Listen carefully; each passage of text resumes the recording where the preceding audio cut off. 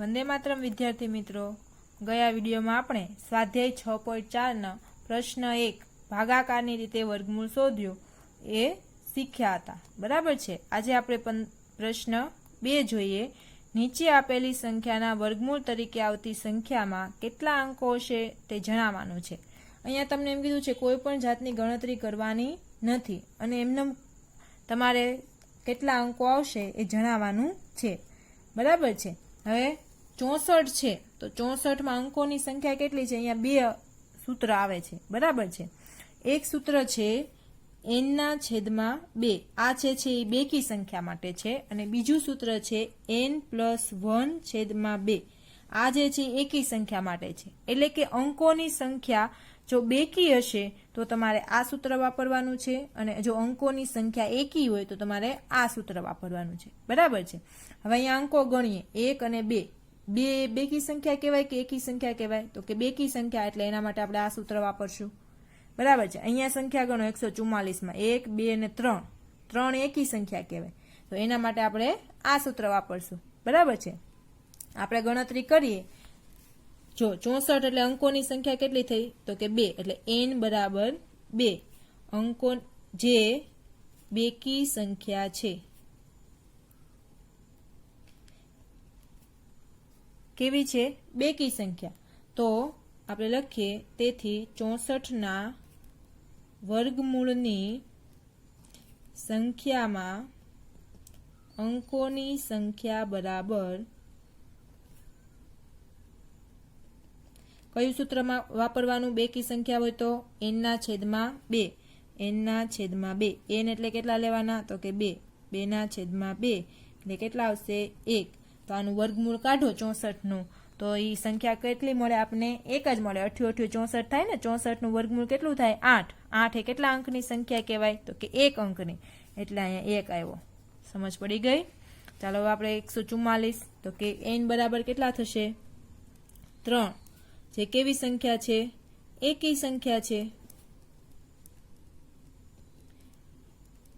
તેથી અંકોની સંખ્યા વર્ગમૂળ કરતા, બરાબર છે, વર્ગમૂળ કરતા અંકોની સંખ્યા કેટલી મળશે? તો કે n+1/2.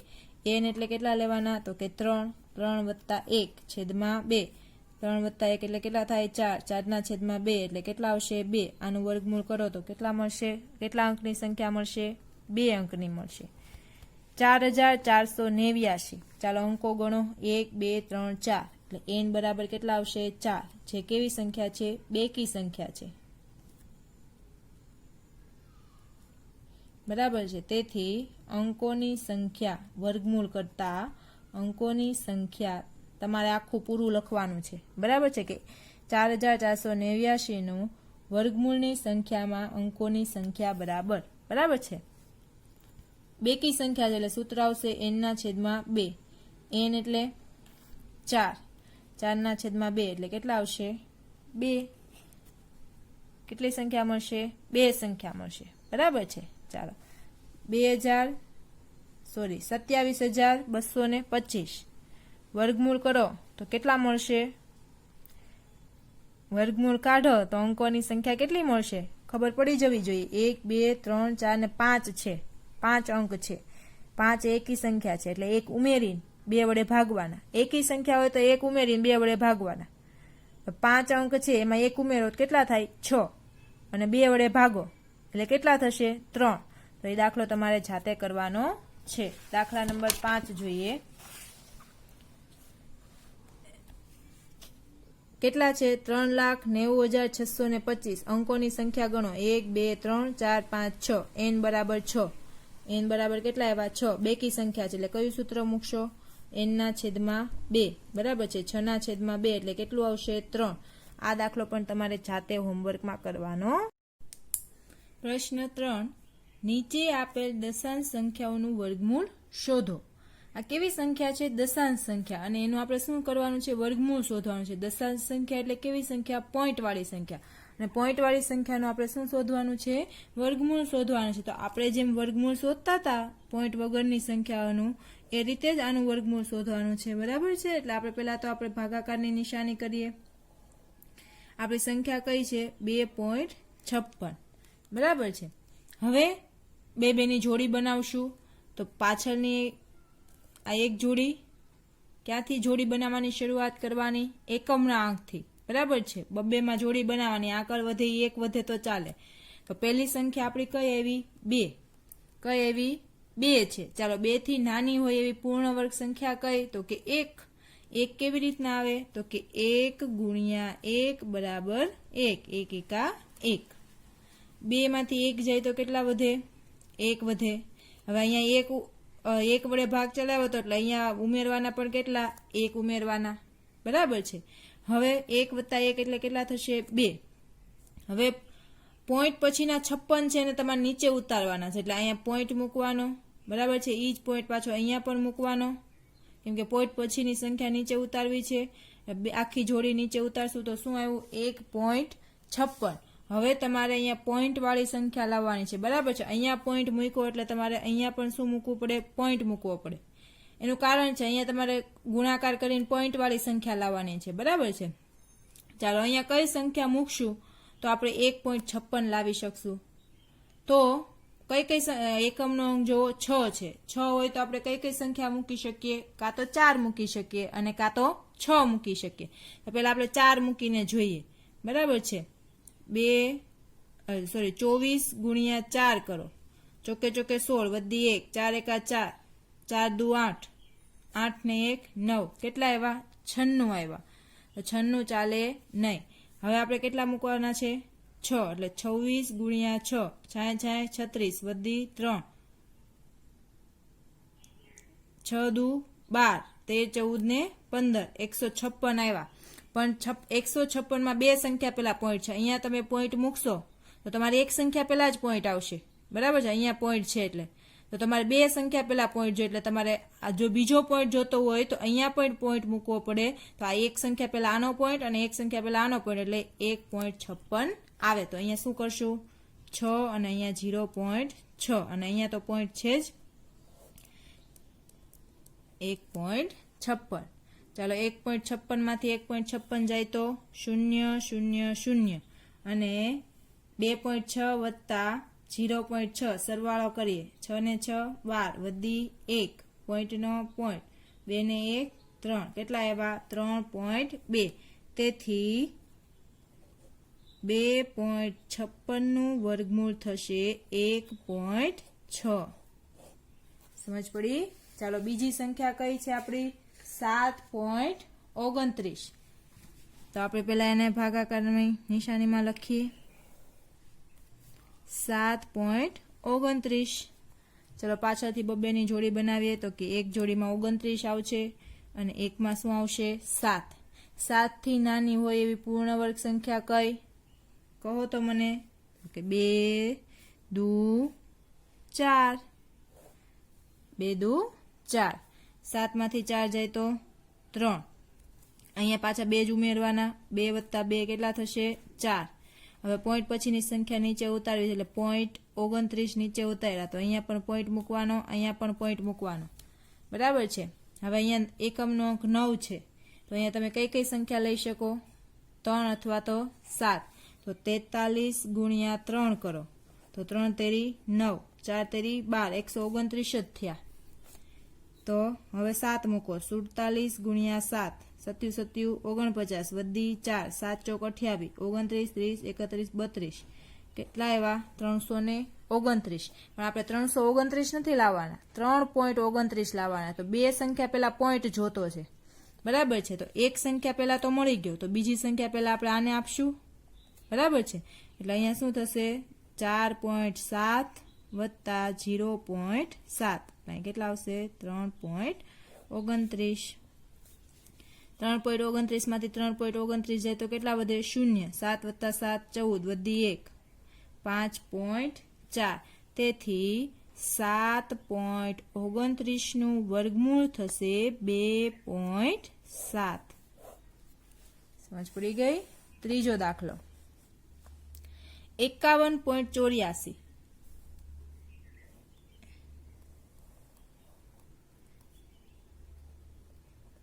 ચલો પાછળથી એકમના અંકથી જોડી બનાવવાની શરૂઆત કરીએ તો એક જોડીમાં આવશે 84 અને એક જોડીમાં આવશે 51।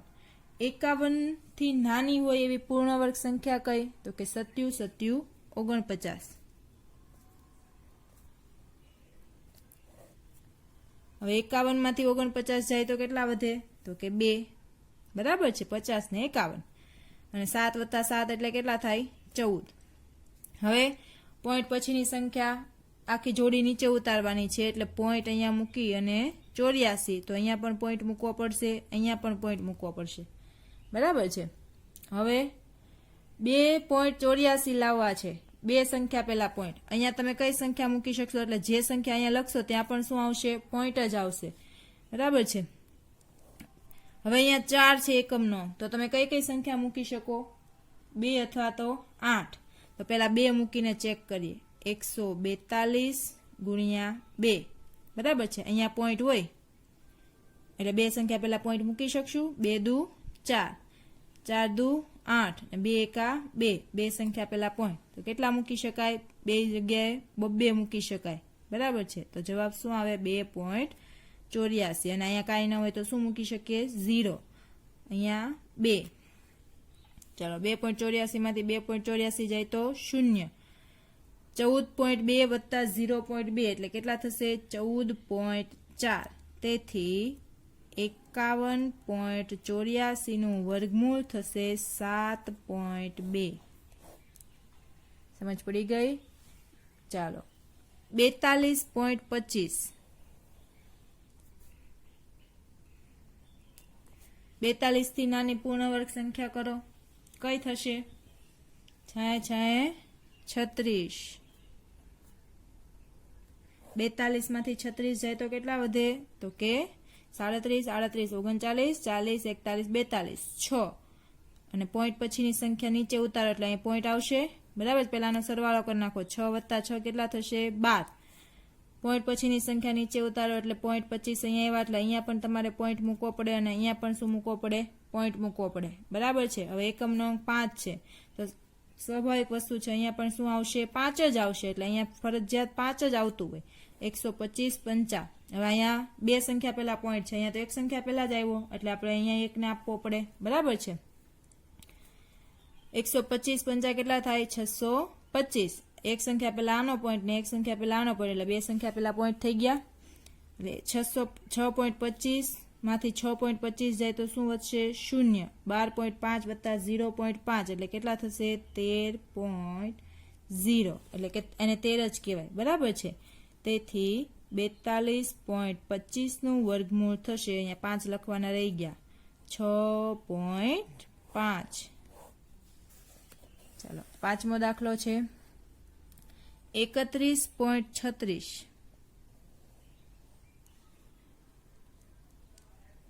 એકમના અંકથી બબેની જોડીમાં બનાવો એને. એટલે એક જોડીમાં આવશે 36 અને એક જોડીમાં આવશે 31. 31 થી નાની હોય એવી પૂર્ણ વર્ગ સંખ્યા કઈ? તો કે 25. 25, 25, 25. 31 માંથી 25 જાય તો કેટલા વધે? તો કે 6. હવે પોઈન્ટ પછીની સંખ્યા ઉતારવી છે. બરાબર છે. 5 ને 5 કેટલા થશે? 10. પોઈન્ટ પછીની સંખ્યા ઉતારવી એટલે 3 જગ્યાએ પોઈન્ટ મૂકવાના. હવે 36 ને નીચે ઉતાર્યા. એકમનો અંક 6 છે એટલે આપણે કઈ કઈ સંખ્યા લઈ શકીએ? 4 અને 6. તો અહીંયા આપણે જોઈએ તો 6 થી ભાગ ચાલે છે. બરાબર છે. એટલે 10.6 ગુણ્યા 0.6 એટલે કેટલા થાય છે? 6.36. હવે 10.6 વત્તા 0.6 એટલે કેટલા થશે? 11.2. અને 6.36 માંથી 6.36 જાય તો 0, 0, 0 અને અહીંયા કેટલા આવશે? 6. તેથી 31.36 નું વર્ગમૂળ થશે 5.6. સમજ પડી ગઈ? આગળ હવે જોઈએ પ્રશ્ન 4. નીચે આપેલી સંખ્યાઓ માટે એવી નાનામાં નાની સંખ્યા શોધો કે જેની આપેલ સંખ્યામાંથી બાદબાકી કરતા મળતી નવી સંખ્યા પૂર્ણ વર્ગ હોય. ઉપરાંત આ નવી સંખ્યાનું વર્ગમૂળ પણ શોધવાનું છે. એનો મતલબ એવો છે કે તમને જે સંખ્યા આપેલી છે એ પૂર્ણ વર્ગ સંખ્યા નથી. તમારે એને પૂર્ણ વર્ગ સંખ્યા બનાવવાની છે. તમે ગુણાકારથી અને ભાગાકાર કરવાથી જે પૂર્ણ વર્ગ સંખ્યા નહોતી એને પૂર્ણ વર્ગ સંખ્યા બનાવતા હતા. કઈ રીતે? તો કે જે ઘટતું હતું એ તમે ગુણીને આપતા હતા. હવે તમારે બાદબાકી અને સરવાળાની મદદથી આપેલી સંખ્યાને પૂર્ણ વર્ગ બનાવવાની છે. બાદબાકી અને સરવાળાની મદદથી જ્યારે તમને સંખ્યાને પૂર્ણ વર્ગ બનાવવાની કહે ત્યારે તમારે ભાગાકારની રીતે એના અવયવ પાડવાના હોય છે. બરાબર છે. ભાગાકારની રીતે પહેલા તો એને ભાગ પાડવાના હોય છે. તો ભાગાકારની રીતે એનું વર્ગમૂળ શોધીએ તો એનું જે વર્ગમૂળ છે એ નીકળશે નહીં, એમાં શેષ વધશે. શેષ જેટલી વધે એટલી આપણે શું કરી દેવાની? બાદ કરી દેવાની. એટલે બાકી જે વધે એ સંખ્યા કેવી હોય? આપણી પૂર્ણ વર્ગ સંખ્યા હોય છે. બરાબર છે. તો આપણે 402 ના પેલા ભાગાકારની રીતે વર્ગમૂળ શોધીએ. તો પેલા 402 નું આપણે ભાગાકારની રીતે વર્ગમૂળ શોધીએ. 402 શું કરવાનું? તો કે પાછળથી 2 ની જોડી બનાવશું એકમના અંકથી. બરાબર છે. એક જોડીમાં આવ્યું 0,2 અને બીજી જોડીમાં આવ્યું 4. ચાલો 4 થી નાની પૂર્ણ વર્ગ સંખ્યા અથવા તો 4 પણ ચાલે. તો 2 દુ 4, 2 વત્તા 2 કેટલા થશે? 4. અને 4 માંથી 4 જાય તો 0. ઉપરથી શું ઉતારવાનું છે? 0 અને 2. 0 અને 2 ઉતાર્યું. હવે આપણે 4 સાથે કઈ સંખ્યા ગુણીએ તો 2 લાવી શકીએ? ચાલે જ નહીં. બરાબર છે. કઈ મૂકવી પડે? 0. કેમ કે 40 ગુણ્યા 0 કરું તો અહીંયા 0 0 આવે. નહીં તો 4 સાથે 1 ગુણું તો 41 એકા તો 41 થવાના છે. બરાબર છે. તો એનાથી મોટી સંખ્યા આપણે લેવાની નથી. એટલે અહીંયા આપણે શું ગુણીએ? 0. અહીંયા 0 મૂકીએ તો 40 ગુણ્યા 0 એટલે આપણે અહીં શું લખી શકીએ? 0 0 0. 40 વત્તા 0 એટલે કેટલા થશે? 40. અને અહીંયા 2 માંથી 0 જાય તો 2, 0 માંથી 0 જાય તો 0, 0 માંથી 0 જાય તો 0. તો આનું જે વર્ગમૂળ કાઢતા ભાગફળમાં શું આવ્યું છે? 20. અને શેષ કેટલી વધી છે? 2 શેષ વધી છે. એટલે શેષ જે છે 2 એને બાદ કરી દઉં તો બાકી જે સંખ્યા મળશે એ કેવી હશે? આપણી પૂર્ણ વર્ગ સંખ્યા હશે. એટલે અહીંયા આપણે લખવાનું કે ભાગાકારની રીતે 402 નું વર્ગમૂળ શોધતા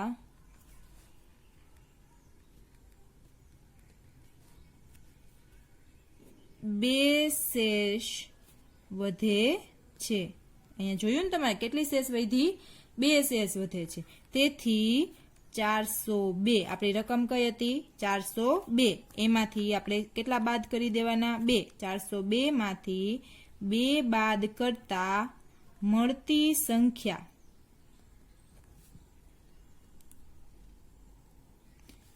એ પૂર્ણ વર્ગ હશે. ચાલો આપણે 402 માંથી 2 બાદ કરીએ. તેથી 402 માઇનસ 2 બરાબર 4. 402 માઇનસ 2 બરાબર 400. અને 400 નું વર્ગમૂળ થશે 20, જે અહીંયા આપેલું છે. બરાબર છે. 400 નું વર્ગમૂળ કેટલું થશે? 20. અહીં લખવાનું 402 માંથી નાનામાં નાની સંખ્યા કઈ બાદ કરી આપણે? તો કે 2. 2 બાદ કરતા પૂર્ણ વર્ગ સંખ્યા મળે છે.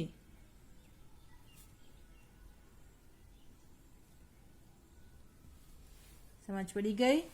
જેટલી શેષ વધે એ તમારે આપેલી સંખ્યામાંથી બાદ કરવાની. હવે 1989 નું ભાગાકારની રીતે વર્ગમૂળ શોધીએ. તો 1989 એકમના અંકથી 2 ની જોડી બનાવીએ તો એક જોડીમાં આવશે 89 અને બીજી જોડીમાં આવશે 19. ચાલો 19 થી નાની હોય એવી પૂર્ણ વર્ગ સંખ્યા કઈ? તો કે 16. ચોકે ચોકે 16. 19 માંથી 16 જાય તો 3 વધે. 4 વત્તા 4 એટલે કેટલા થાય? 8 થાય. હવે 89 ને નીચે ઉતારો તો અહીંયા 89 ને નીચે ઉતાર્યા. હવે અહીંયા તમને ખબર નહીં પડે કે અહીંયા આપણે કઈ સંખ્યા મૂકવાની, કેમ કે એકમના અંક જોઈને અહીંયા કહી શકાશે નહીં, કેમ કે અહીંયા શેષ વધતી હોય. જો પૂર્ણ વર્ગ સંખ્યા હોય તો તમને તરત ખબર પડી જાય છે. તો તમારે શું કરવાનું? 1 થી શરૂઆત કરવાની. પેલા 1 મૂકી જવાનો, 2 મૂકી જવાના, 3 મૂકી જવાના. સમજ પડી ગઈ? તો અહીંયા આપણે 4 મૂકીશું. કેટલા મૂકીશું? 4. 84 ગુણ્યા 4 એટલે કેટલા થશે 336। એનાથી મોટી સંખ્યા ન થવી જોઈએ। જો 5 મૂકીને જોઈએ તો 85 ગુણ્યા 5 બે જગ્યાએ સરખી જ સંખ્યા મૂકવાની હોય।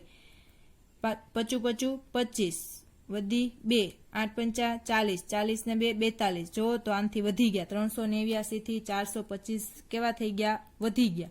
એટલે આપણે ઈ મૂકી શકીએ નહીં। એટલે કેટલા આવશે 4। તો અહીંયા 4 મૂક્યા તો અહીંયા પણ કેટલા આવશે 4 જ આવશે। બરાબર છે। 9 માંથી 6 જાય તો 3, 8 માંથી 3 જાય તો 5, 3 માંથી 3 જાય તો 0। હવે આ બેનો સરવાળો કરવાનો। 4 + 4 8 અને 8 ના 8। જો તો કેટલી શેષ વધી તો કે 53। કેટલી શેષ વધી 53। એટલે અહીં લખવાનું ભાગાકારની રીતે 1989 નું વર્ગમૂળ શોધતા 53 શેષ વધે છે। કેટલી શેષ વધે છે 53। બરાબર છે। તેથી 1989 માંથી 53 બાદ કરતા મળતી સંખ્યા એ પૂર્ણ વર્ગ હશે। આમ 1989 માઇનસ 53 બરાબર છે। 1989 માઇનસ 53 કેટલા થશે 1936 અને તેનું વર્ગમૂળ કેટલું થશે 1936 નું વર્ગમૂળ બરાબર કેટલું થશે અહીંયા કેટલું આવ્યું છે 44। બરાબર। તો અહીંયા લખશું 1989 માંથી નાનામાં નાની સંખ્યા 53 બાદ કરતા પૂર્ણ વર્ગ સંખ્યા બને।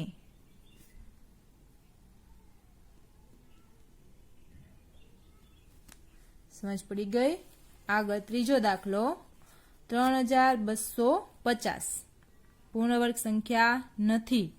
એને પૂર્ણ વર્ગ બનાવવાની છે। તો પહેલા તો આપણે ભાગાકારની રીતે એના અવયવ પાડીએ। બરાબર છે। વર્ગમૂળ શોધીએ। 3250 એકમના અંકથી બબ્બેની જોડી બનાવીએ તો એક જોડીમાં આવશે 32, બીજી જોડીમાં આવશે 50। 32 થી નાની પૂર્ણ વર્ગ સંખ્યા કઈ તો કે 25। 25 25 ચલો 32 માંથી 25 બાદ કરો કેટલા આવશે 7। 5 + 5 10। ઉપરથી કેટલા ઉતારવાના એક સાથે આખી જોડી એટલે 50। હવે અહીંયા તમે એકમના અંકમાં શું મૂકી શકો અહીંયા બે સરખું મૂકવાનું છે। બરાબર છે। તો 750 થી નાની સંખ્યા રહે તો કે બે જગ્યાએ કેટલા મૂકીએ 7। 107 ગુણ્યા 7 8 મૂકો તો વધી જાય। બરાબર છે। 107 ગુણ્યા 7 તો કેટલા થશે 749। 750 માંથી 749 જાય તો કેટલા વધે 1 વધે। કેટલા વધે 1 વધે। અને આ બેનો સરવાળો કરો તો 114। તો શેષ કેટલી વધી છે 1। તો આપણે 3250 માંથી કેટલા બાદ કરવા પડશે 1 બાદ કરો તો આપેલી સંખ્યા છે એ કેવી બનતી હોય પૂર્ણ વર્ગ બનતી હોય। તો અહીંયા લખશું ભાગાકારની રીતે 3250 નું વર્ગમૂળ શોધતા 1 શેષ વધે છે। તેથી 3250 માંથી 1 બાદ કરતા મળતી સંખ્યા એ પૂર્ણ વર્ગ હશે। આમ 3250 માઇનસ 1 બરાબર કેટલા થશે 3249 અને 3249 નું વર્ગમૂળ કેટલું થશે અહીંયા કેટલું આવ્યું છે 57। સમજ પડી ગઈ દરેકને। બરાબર છે। દાખલા નંબર 4 825 દાખલા નંબર 4 કયો છે 825 અને દાખલા નંબર 5 એમાં છે 4000, બરાબર છે। આ બંનેનું જે વર્ગમૂળ છે એ કાઢવાનું છે તમારે, અને શેષ વધે તમારે આપેલી સંખ્યામાંથી બાદ કરીને આપેલી જે સંખ્યા છે એને પૂર્ણ વર્ગ બનાવવાની છે। આ બંને દાખલા જે છે એ તમારે જાતે હોમવર્કમાં ગણવાના રહેશે। સમજ પડી ગઈ?